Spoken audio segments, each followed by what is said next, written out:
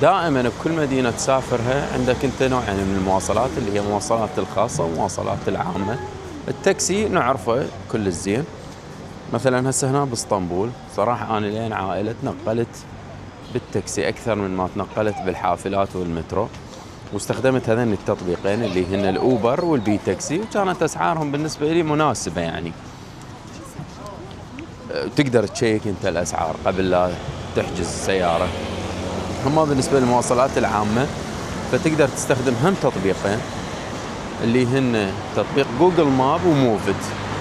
أنا أفضل جوجل ماب لأن بيه تفاصيل دقيقة يعني. هسه أشوفكم مثلا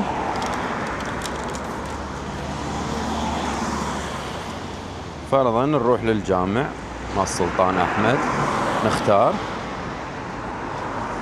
فهو راح يطلع لي هنا بالسيارة الخاصة، وهنا راح يطلع لي إذا أتنقل بالمواصلات العامة. هنا أنا كاتب لي المترو مثلا، المترو يوصل أنت تتمشى للمحطة هاي بالتفصيل.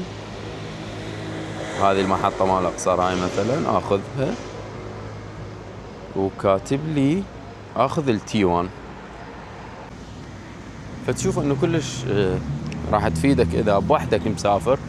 التنقلات بالمواصلات العامة أصرف لك. بس لازم ملاحظة مهمة بالنسبة للتنقلات المواصلات العامة، الساعة 12 تتوقف.